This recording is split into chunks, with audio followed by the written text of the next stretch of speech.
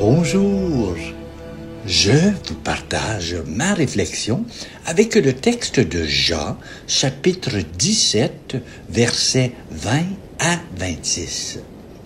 Entrons ensemble dans le cœur brûlant de la dernière prière de Jésus.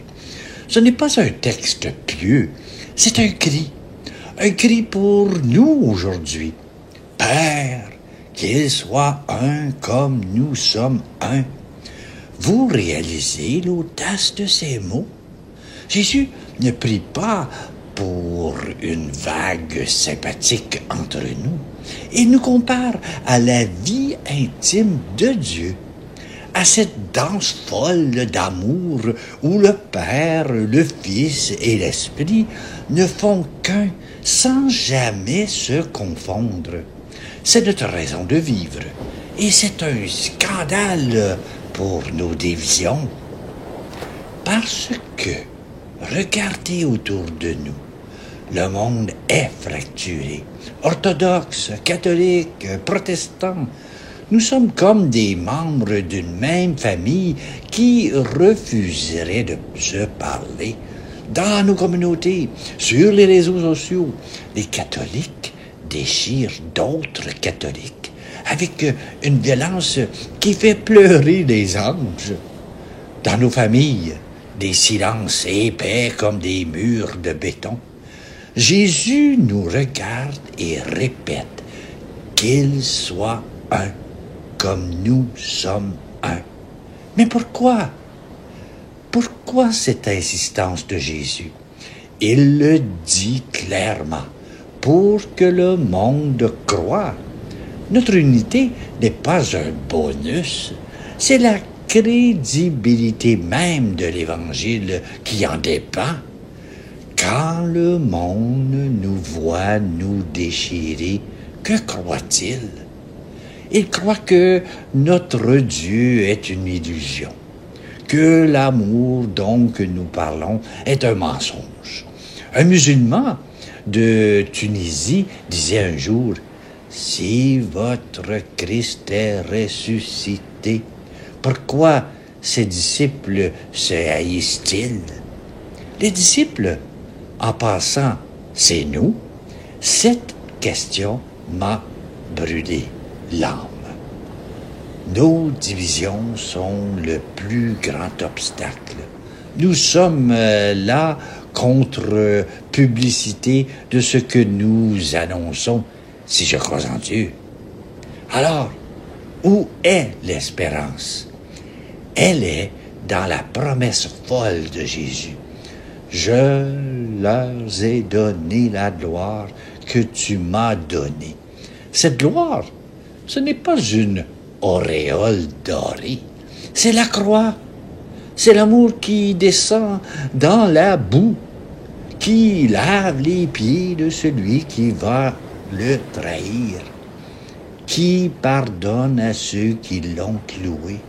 Cet amour-là est notre seule force, pas nos beaux discours, pas nos institutions parfaites, pas nos liturgies à l'Église impeccables.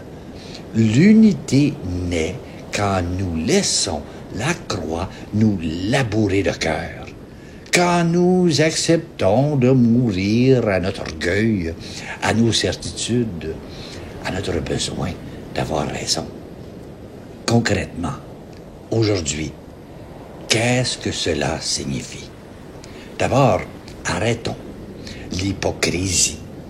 Quand vous voyez un pasteur protestant servir les pauvres dans la rue, dites « Voilà mon frère ». Quand un prêtre orthodoxe célèbre la divine liturgie, dites « Voilà mon frère ». L'écuménisme, ce n'est pas signer des documents à Rome, c'est tendre la main, c'est prier pour l'autre, c'est se taire quand on a envie de critiquer. Jésus n'a pas prié pour que nous soyons des clones. Il a prié pour que nous soyons unis dans l'amour malgré nos différences. Ensuite, dans nos vies quotidiennes, Regardez les fractures autour de vous. Ce fils qui ne vous parle plus depuis 3 ans. Cette sœur blessée par une parole maladroite. Ce collègue que vous méprisez parce qu'il pense différemment. Ce sans-abri que vous croisez chaque matin sans même le regarder. Je pourrais en dire long à ce sujet. Jésus dit, « Ce que tu m'as donné. » Et si ces personnes étaient le don du Père, pour vous, l'unité commence par un geste minuscule. Envoyez un message texto à celui qui vous aime. De grâce, répondez à vos messages textes et emails. Imagine-toi ce que tu as fait à Dieu en ignorant les personnes. Murmurez, pardon, j'ai eu tort. Serrez la main de celui qui vous dérange. Écoutez sans juger. Une femme étrangère me disait, « J'ai appelé ma fille après 10 ans de silence. » On a pleuré au téléphone. C'était comme une résurrection. Voilà l'unité en acte. Voilà la gloire de la croix qui germe dans nos vies. Dans le secret de votre cœur. C'est là que tout se joue. Jésus achève sa prière par ces mots explosifs. Que l'amour dont tu m'as aimé soit en eux et que moi aussi je sois en eux. Vous voulez grandir dans la foi? Dans la prière? Commencez par là. Laissez-vous aimer par le Père, comme Jésus est aimé. Cet amour-là ne dépend pas de vos mérites. Il ne se mesure pas à vos échecs ou vos réussites. Il vous précède, il vous enveloppe, il est inconditionnel. Quand vous laissez cet amour vous traverser, vraiment, alors quelque chose change. Vous devenez capable d'aimer l'autre, non parce qu'il est aimable, mais parce que vous êtes aimé.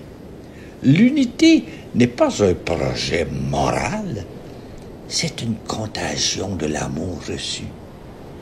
Cette prière de Jésus n'est pas un vœu pieux, c'est une prophétie en marche. Chaque fois que vous choisissez de construire un pont plutôt qu'un mur, chaque fois que vous préférez le silence à la médisance, chaque fois que vous priez pour celui qui vous a fait du mal, vous dites, oui, je crois en Dieu, à la prière de Jésus.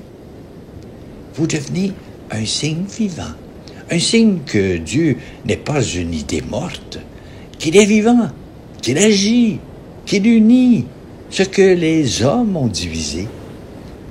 Je ne parle pas de la pratique religieuse ici, je parle où est ton cœur, ta raison de vivre. Le monde meurt de soif de voir cela. Il meurt de soif de voir des hommes et des femmes unis par autre chose que l'argent, le pouvoir ou la peur, unis par l'amour fou de la Trinité. Oh oui, Dieu est trinitaire. Allez voir dans mes clips vidéo pour comprendre c'est quoi ce Dieu trinitaire. Vous allez comprendre le grand mystère d'amour de Dieu. Alors, allons-y, pas demain, aujourd'hui, maintenant. Un geste, une parole, une prière. Jésus compte sur nous. Qu'ils deviennent parfaitement un.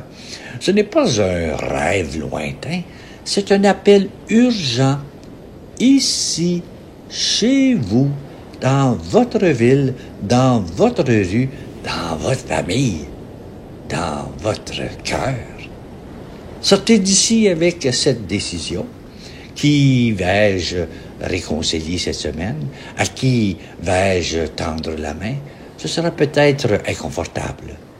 Vous aurez peut-être peur, mais souvenez-vous, la force ne vient pas de vous, Elle vient de lui qui est en vous, moi en eux.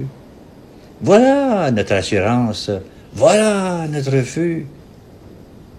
Assis près de cette roche immense, encerclé par les hautes marées, baigné de la lumière chaude du soleil levant et caressé par ce petit vent salé, ça me fait réfléchir à l'unité qui n'est pas un projet moral. C'est une contagion de l'amour reçu. Comme ce décor, cette roche baignée de lumière et d'eau, c'est nous, fragiles, mais inondés de sa présence pour agir dans sa vie.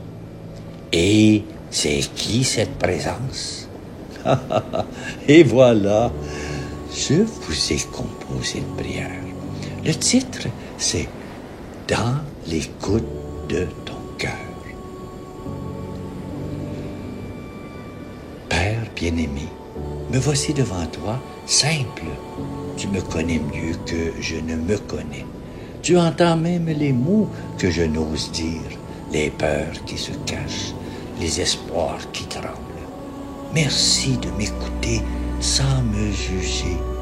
Quand le monde semble lourd, quand les nouvelles blessent, quand l'avenir paraît incertain, rappelle-moi que tu tiens toutes choses dans ta main. Souffle sur mes doutes, ta paix qui dépasse tout, celle que Jésus a laissée en héritage à ceux qui croient. Je te confie nos frères et nos sœurs qui pleurent, ceux qui luttent dans l'obscurité, ceux que la guerre ou la faim étreignent. Fais-nous sentir ta présence à leur côté. Éveille en nous une compassion active, des mains qui servent, des voix qui défendent, des cœurs qui refusent l'indifférence. Donne-nous le courage des petits pas, celui de pardonner quand c'est dur, d'aimer quand c'est risqué, de persévérer quand tout invite à abandonner. Remplis-nous de cette force tranquille qui jaillit de la certitude d'être aimé. Fais-nous des artisans d'espérance, que notre vie soit un reflet de ta lumière. Là où il y a de la cendre, aide-nous à voir l'étincelle. Là où règne la division, fais-nous semer l'unité. Là où triomphe la mort, rappelle-nous la victoire de la vie. Merci parce que tu entends cette prière. Merci parce que tu agis déjà dans le secret des cœurs et l'histoire des peuples. Je te remets ce qui me pèse. Je t'offre ce qui me réjouit, sachant qu'avec toi, aucune nuit n'est sans ombre, aucune croix sans résurrection.